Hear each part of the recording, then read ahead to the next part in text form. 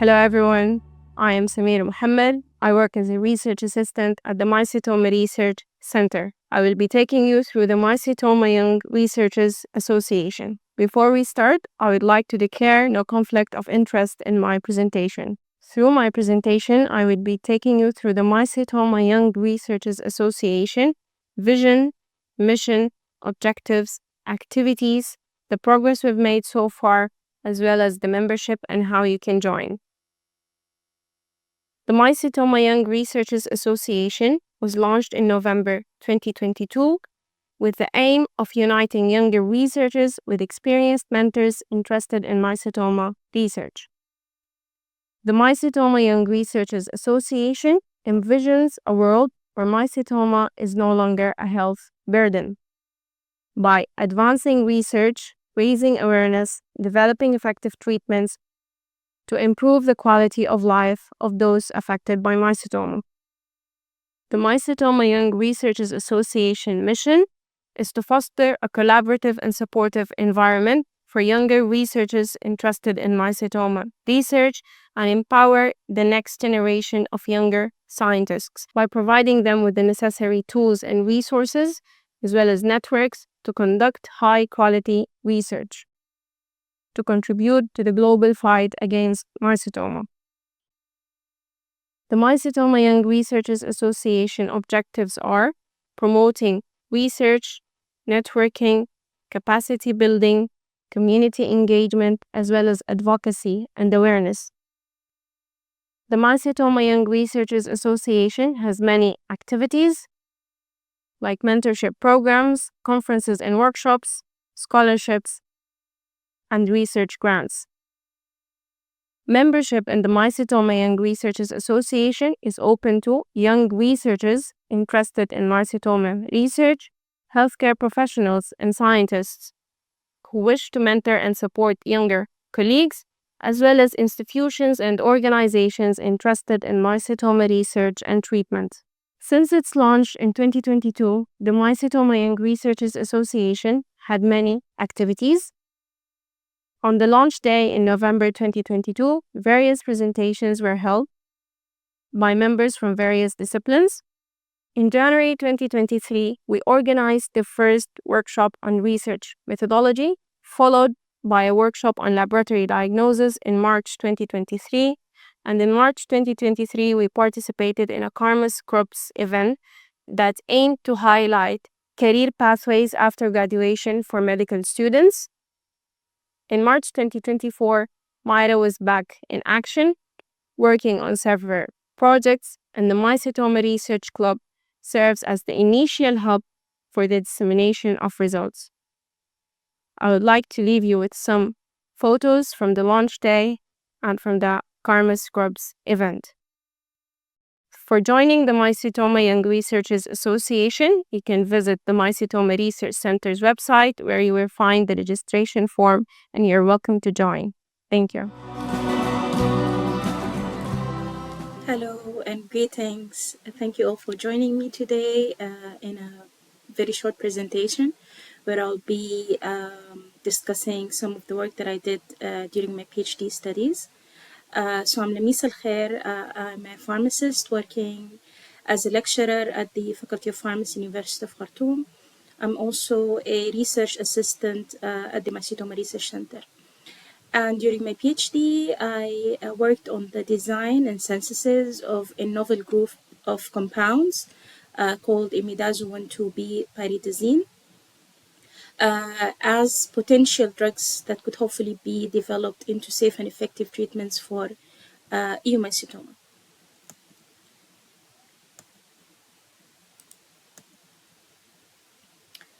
So this was actually a multinational collaboration between three countries, France, Sudan, and the Netherlands.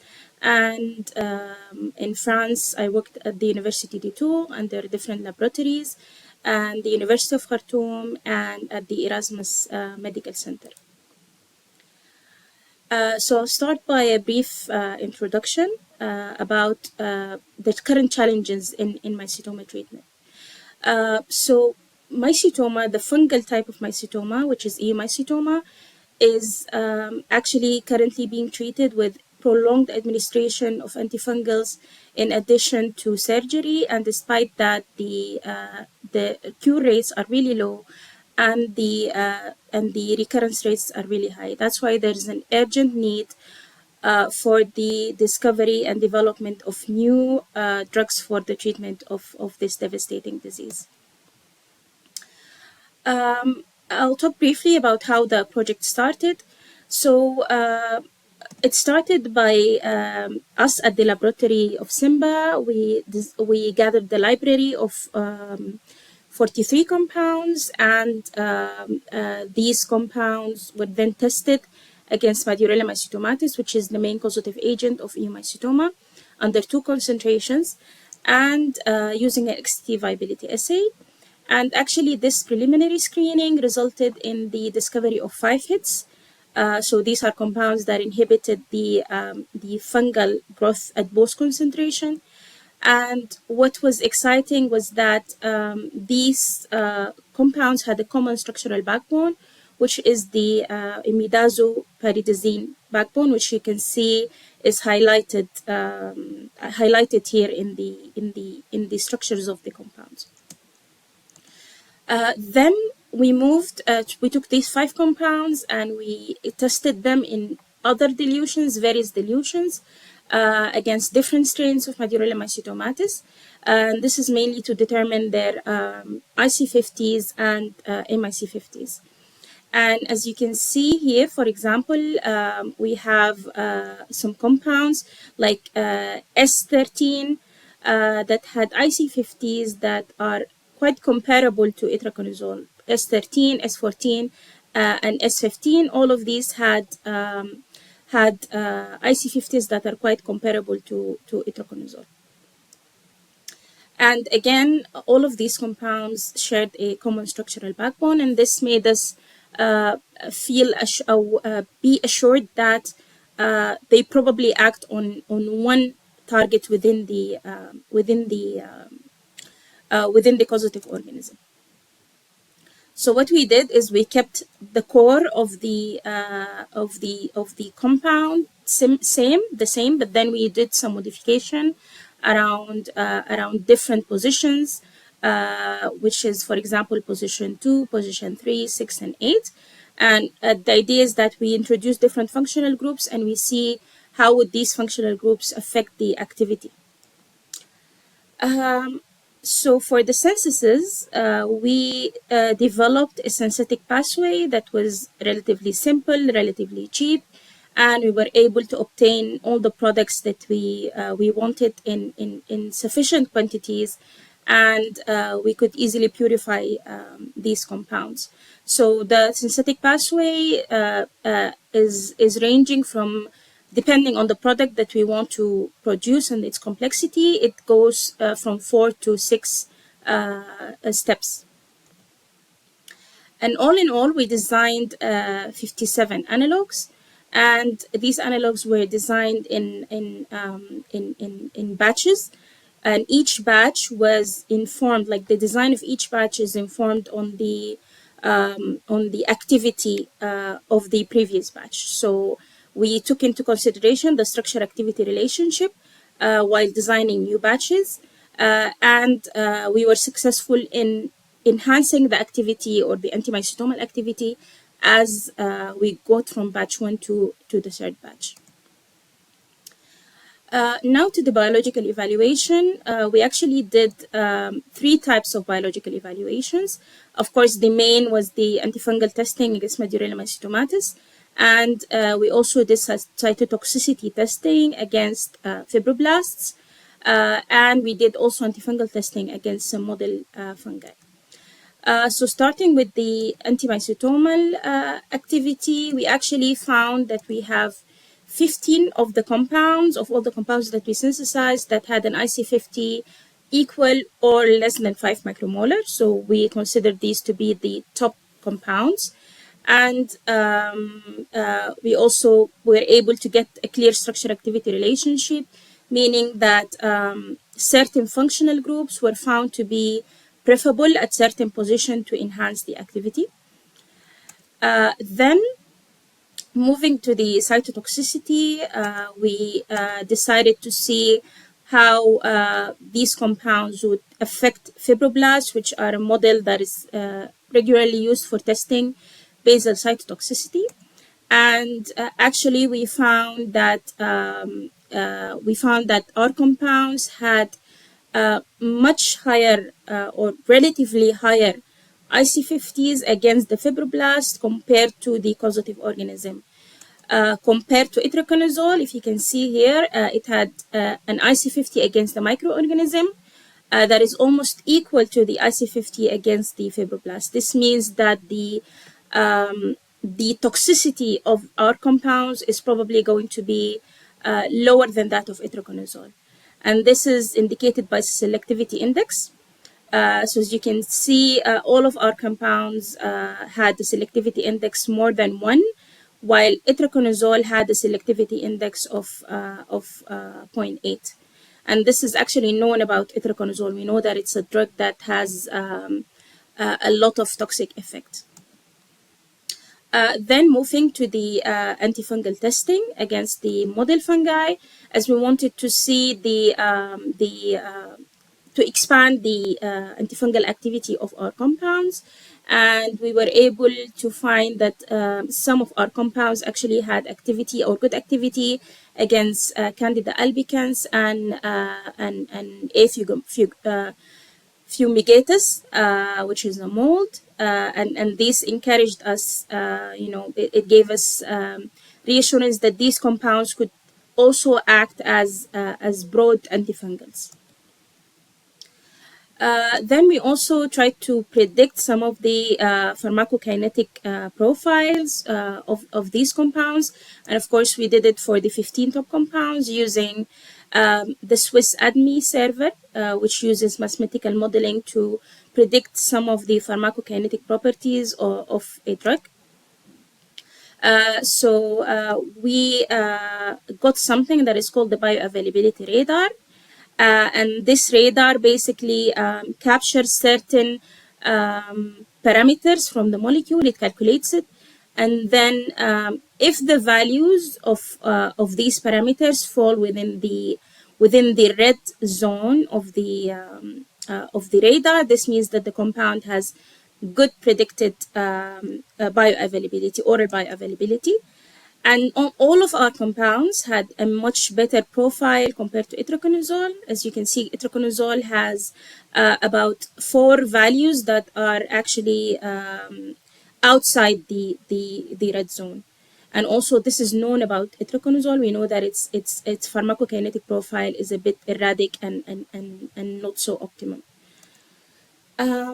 So finally, with the conclusion, so what we did is that we synthesized 75 analogs.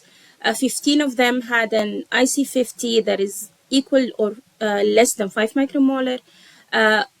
All of the 15 analogs had the selectivity index that is either equal or more than 2. And all of the 15 analogs had favorable pharmacokinetic profile. And this was our top acting molecule, 6N. It had the lowest IC50 and the highest selectivity index. For the future directions, of course, we're hoping to expand the in vitro evaluation against model fungi. And then we're also hoping to move into in vivo evaluation, whether in the Galeria model or in the mammalian models. And we're also hoping to know more about the mechanism of action of these compounds using genomics, transcriptomics, or proteomics studies, or any type of studies that could help us pinpoint actually which proteins are involved in the activity of these compounds. And with that, I come to the end, and thank you so much for your kind attention. Thank you. My name is Mohammed Muntasir Salah. I'm a researcher at the Mycetoma Research Centre with interest in public health and health systems.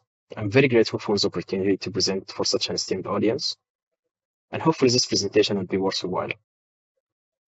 I will be presenting our systematic review titled Global Sociodemographic, Clinical, and Epidemiological Profiling of Patients with Mycetoma, a systematic review.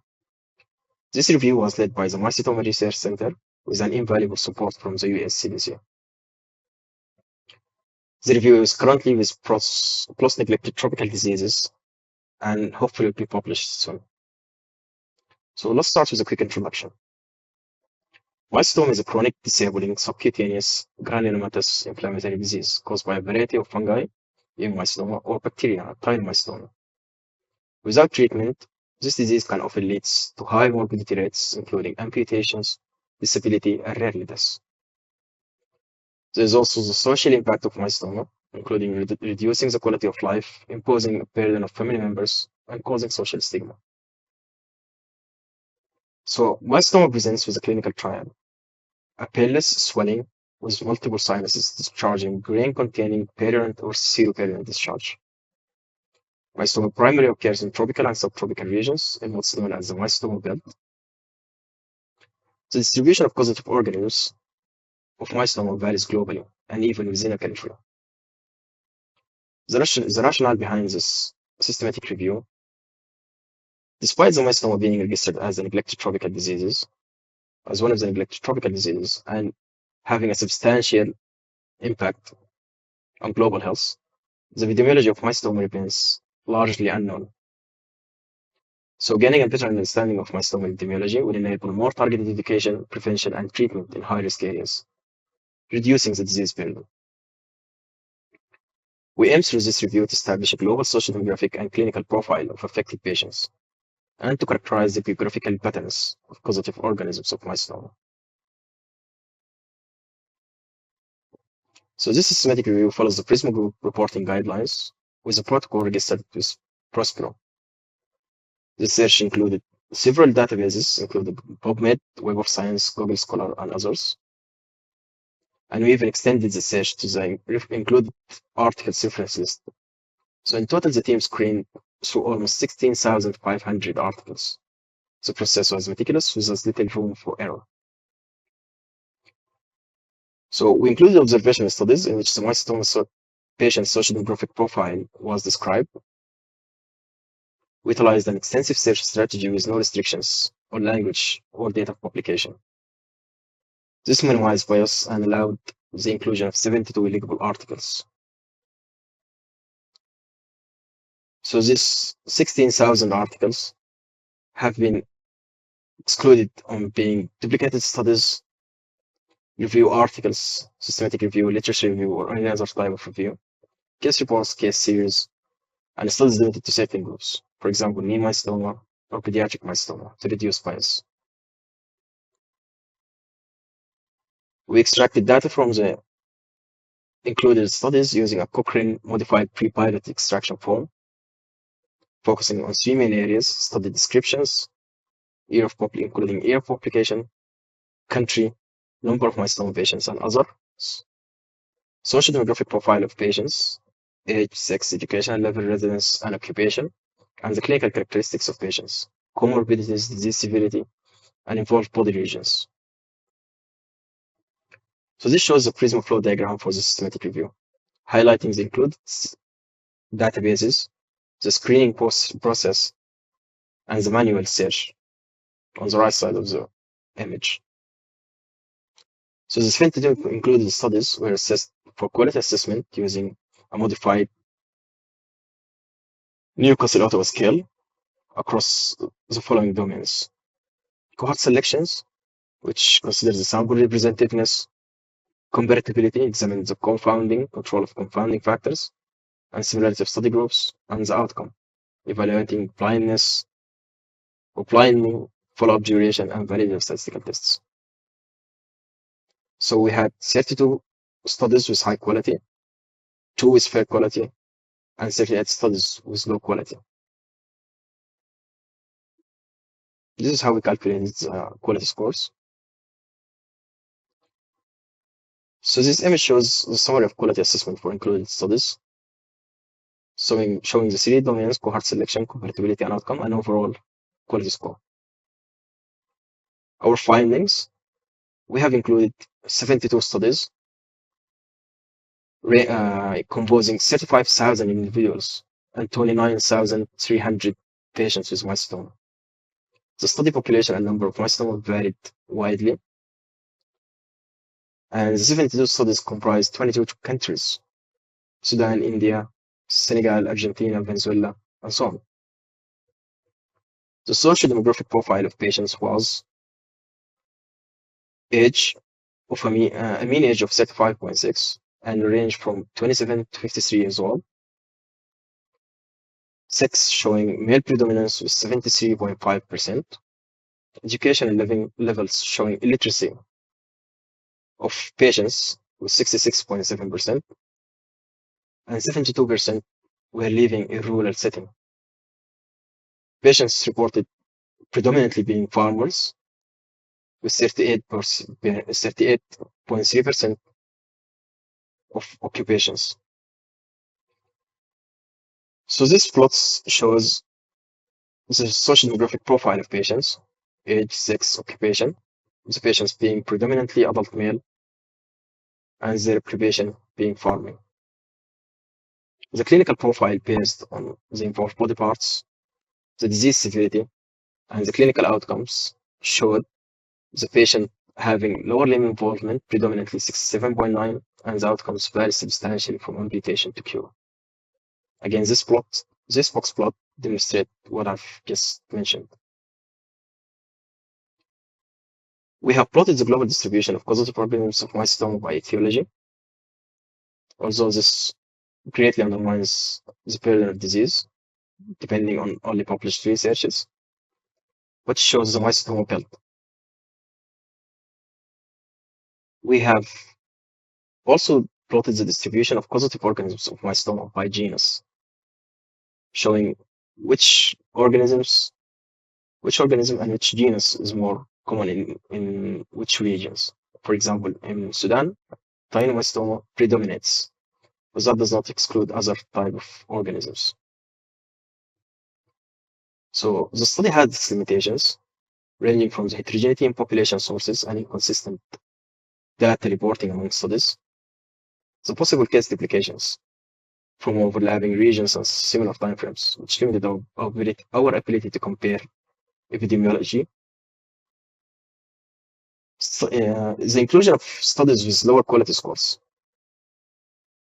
which was done to prevent data loss and ensure comprehensive dataset on such a neglected underreported disease.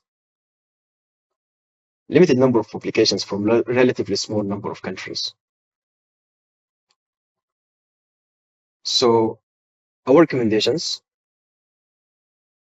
the need for a standardized data reporting form and a strong surveillance system.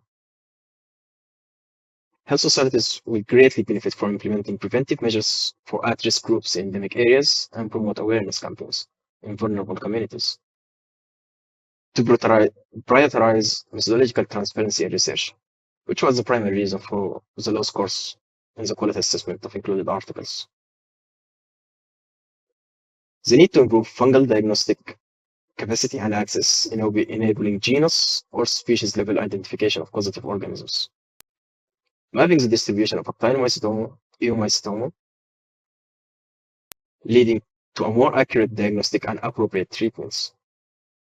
So in conclusion, this systematic review is the first to profile socio-demographic and clinical characteristics of patients with mycetoma while mapping the geographical distribution of causative organisms at the genus level. Most cases affected were adult males in rural setting, with lower limb involvement being the most common.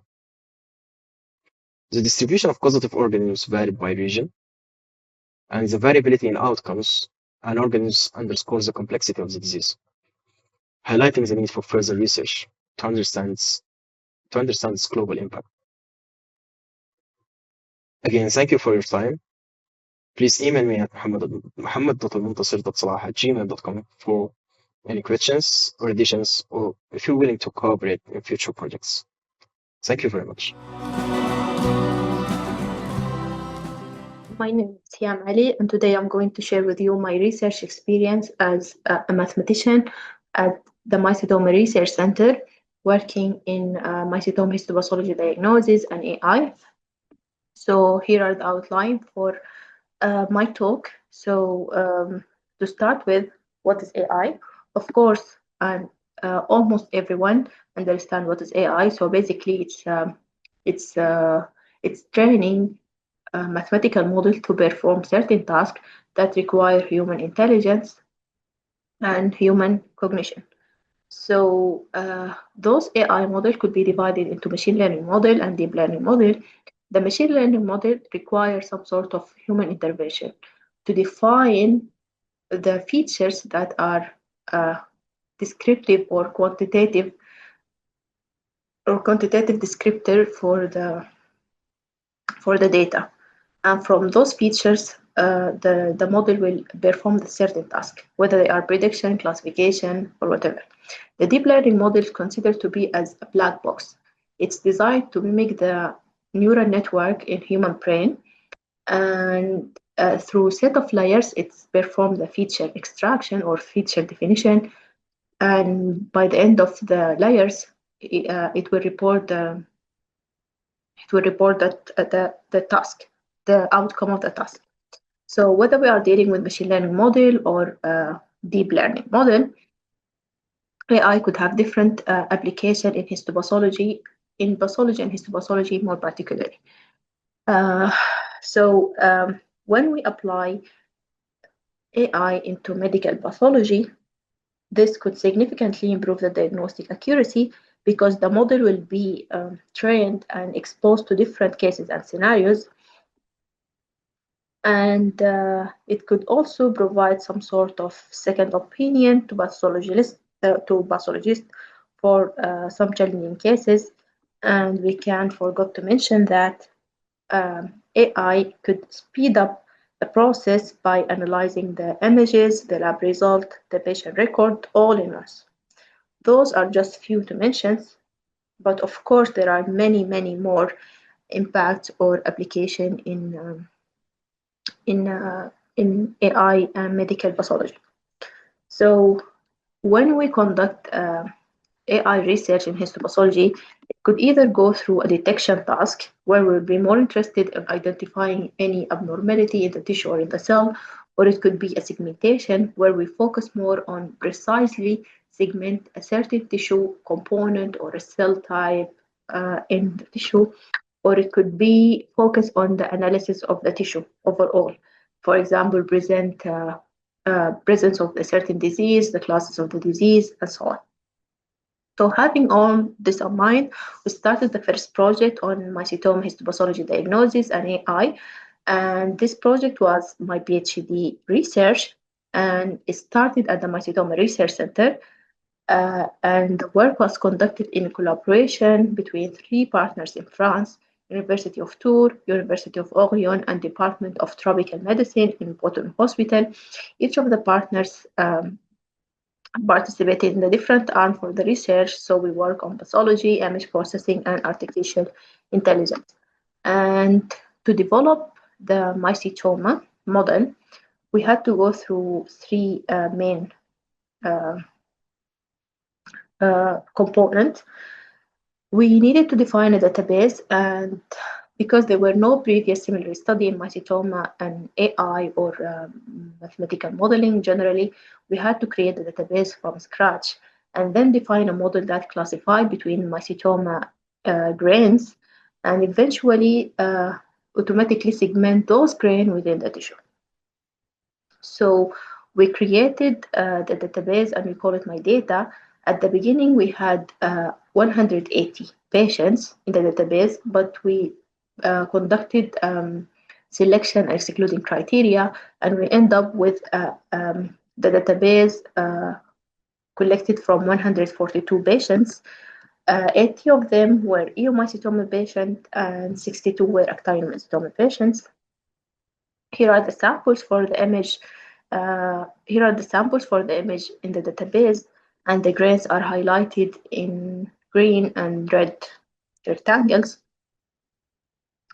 And because mycetoma grains are considered to be the main and unique characteristic for mycetoma histopathology diagnosis, we needed to highlight those grains because they are the region of interest for any analysis for us. So we perform precise manual segmentation of all the grains on the database.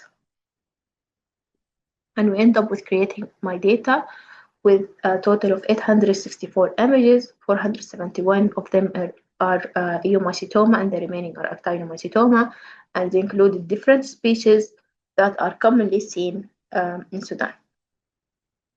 So we use those images to extract the features, the quantitative descriptive features for mycetoma grain. So from the manually segmented grain, we extracted the radiomic features. Those features are classified into three main groups. They are either focusing on analyzing the color intensity of the grain, or computing the shape and the geometrical property of the grains, or even more advanced features where we analyze the texture of the grain and the spatial intensity. So we extracted 102 radiomic features, and we feed those features into a machine learning model called partial least square discrimination analysis. This model performs the binary classification uh, for the mycetoma grain, and classify the grain to eomycetoma or actinomycetoma. And to evaluate the performance of our classification model, we used different matrices such as accuracy, sensitivity, specificity, and Matthew correlation coefficients. And the results we got were in line with the results reported from the Mycetoma Research Centre.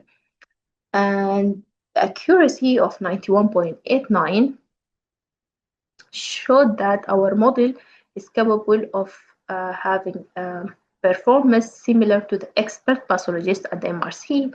So the model could be adopted and used in rural area or in the area where there are few expert personnel. And we develop a graphical user interface. So the pathologist, or let's say the people at the medical field, could use the model. So the user should upload the image and then highlight the grain in the image. Then the GUI, the model in the GUI will report the mycetoma type with the predicted value, and it will even provide some sort of confidence interval for the prediction. But with this, we can see that this model is a semi-automated model, because the user need to highlight or define the mycetoma grain. So having this in mind, we started to propose a model that automatically segment the mycetoma grain in the tissue. So the model was based on convolutional neural network models, which are a type of deep learning model. And our proposed architecture was a modified version from state-of-art architecture that used in medical image segmentation called unit architecture. So here are the original unit architecture, and this is our modified GRU unit architecture. And to evaluate the performance of the segmentation model, we used a coefficient called dice coefficient, which measured overlap between the ground truth and the prediction. And this coefficient has interval of 0, 1, where 1 indicates a perfect matching between the ground truth and the prediction. We also use sensitivity, specificity, and accuracy to measure the segmentation. And here are the results we got for the automatic segmentation for mycetoma grain in the histopathology tissue. The image in the middle is showing the ground truth manual segmentation. The image to the right showing the prediction of the model, and we got accuracy of 93.8 and dice coefficient of 0.78. And with this result, we ended my PhD research, but we continue working on the research of mycetoma histopathology diagnosis, and we aim to improve the result further. So having this in mind, we got the idea of why not open call, global call for scientists from worldwide to join the force and help us in mycetoma histopathology diagnosis. So we proposed a mycetoma microimage challenge, and it was part of a Mikaya conference last October. And at the beginning, we designed the challenge with two tasks. So the participant at the beginning should detect the mycetoma grain before they classify it. And this was a very interesting idea because those submodels are much helpful, because with the detection model alone, the model will be able to detect uh, more challenging grains that could be missed or unseen by the naked eyes. Then those grains could be classified. And for the challenge, we had different participants from 31 institutes in 16 countries. The majority of them participated as individuals, not as a team. Also, the majority of them have intermediate experience in medical images analysis. So we end up with 5 finalist teams from US, UK, China, and Spain. All of them have intermediate experience except one team with advanced experience. And to evaluate the performance of the model proposed by the teams, we used the same metrics that we used during my PhD, but because different teams could favor different metrics, we wanted to have we wanted to make sure that we have a uniform metrics that could be applied through all the proposed models. So we used the idea of the weighted sum, where we assign different coefficients to different metrics, and we use the weighted sum as a final metrics. So here are the detection results from the 5 finalist teams. And in the detection, we treated all the metrics equally. And the results we got for the weighted sum were very promising and interesting. All of them achieve accuracy above 91. And this is very interesting and let's say insightful, because that means all the model could be used in detecting the challenging grains, and maybe it could help in the early diagnosis of mycetoma. And here are the results for the classification models. In the classification model, we assign the highest weight for the Massey correlation coefficients, because we are dealing with a binary classification problem with unbalanced classes. And the majority of the teams achieve a weighted sum higher than 92%. And the top performing team achieve accuracy that is better than the human analysis results. So here are the final ranking for the teams. And it's worth to mention that the top performer team has advanced experience in medical image analysis. This could indicate that mycetoma histopathology diagnosis with AI could be challenging and require more skilled researcher. So to conclude, AI could have a very significant impact on advancing mycetoma diagnosis in terms of detection and classification and improved accuracy. And the developed model could be deployed into application, whether they are mobile app, desktop app, web app, and integrated into clinical workflow. And this way we could have fast and reliable diagnosis. As a future perspective for this research, we are open for collaboration, global collaboration worldwide from different institutes to enlarge the database and improve the results, improve the reliability of the model, the robustness of the model with more diverse datasets. So that's all for me today. Thank you for your time and thank you for being here.